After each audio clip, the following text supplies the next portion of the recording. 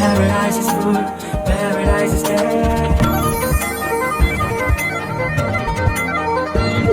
Ananya's Nana Nani Homes, a paradise for senior citizens.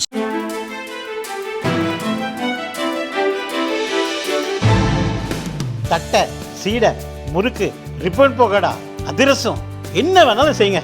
ஒரே ஒரு 5 litre இதய மந்த்ரா கடல் எண்ணெய் பேக் ஒரு மாசம் முழுசுக்கும் அத்தனை சமையல முடிச்சு விடலாம். இதய மந்த்ரா. டெல்லி அருகே உத்தரப்பிரதேசத்தைச் சேர்ந்த காசியாபாத் நகரம் உள்ளது. இங்குள்ள ஒரு ஆடம்பரமான பங்களாவில் போலியான ஒரு தூதரகம் செயல்படுவதாக போலீசாருக்கு தகவல் கிடைத்தது.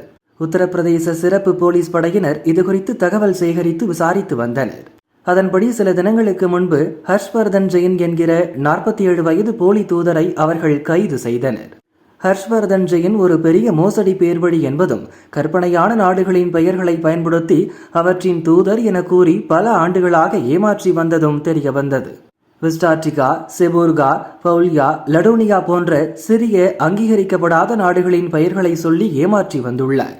2005 முதல் 2015 வரையிலான 10 ஆண்டுகளில் மட்டும் தூதர் என்ற தகுதியுடன் 162 முறை வெளிநாடுகளுக்கு போய் வந்துள்ளார்.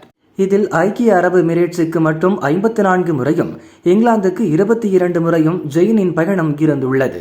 காசியாபாத்தில் உள்ள அவரது பங்களாவில் வெளிநாட்டு கொடிகள், சொகுசு கார்கள் இருந்ததை பார்த்த போலீசார் அந்த பங்களாவில் ஜெயின் பெயரில் இருந்த 10 வெளிநாட்டு வங்கிக் கணக்கு புத்தகங்களையும் பறிமுதல் செய்தனர். போலி தூதரகம் மூலம் வெளிநாட்டு வேலைகள், வணிக ஒப்பந்தங்களை பெற்றுத் தருவதாக கூறி ஜெயின் மோசடியில் ஈடுபட்டு வந்துள்ளார். இங்கிலாந்து, ஐக்கிய அரபு எமிரேட்ஸ், மொரிஷியஸ், கேமரூன் நாடுகளில் ஜெயினுக்கு தொடர்புடைய 25 போலி நிறுவனங்கள் இருப்பதும் கண்டுபிடிக்கப்பட்டது. செபோர்கா, லடோனியா போன்ற கற்பனை நாடுகளின் பெயர்களில் 12 போலி பாஸ்போர்ட்டுகள் கைப்பற்றப்பட்டன. ஹைதராபாத்தில் பிறந்து துருக்கியில் இருக்கும் அசன் அலி சையத் என்பவருடன் சேர்ந்து ஹர்ஷ்வர்தன் ஜெயின் இந்த மோசடிகளில் ஈடுபட்டுள்ளார். சவுதி அரேபியாவின் ஆயுத வியாபாரி அட்னான் கஷோகியுடனும் ஜெயினுக்கு தொடர்பிருந்துள்ளது. 2002 முதல் 2004 காலகட்டத்தில் கஷோகி 20 கோடி ரூபாயை ஜெயின் கணக்குகளுக்கு மாற்றியதாக கூறப்படுகிறது. ஹவாலா பரிவர்த்தனைகள், போலி நிறுவனங்கள் மற்றும் வெளிநாட்டு வங்கிக் கணக்குகள் மூலம் 300 கோடி ரூபாயை ஜெயின் மோசடி செய்திருப்பதாகவும் இதுகுறித்து தொடர் விசாரணை நடந்து வருவதாகவும் உத்தரப்பிரதேச மாநில சிறப்பு போலீஸ் படையினர் தெரிவித்தனர்.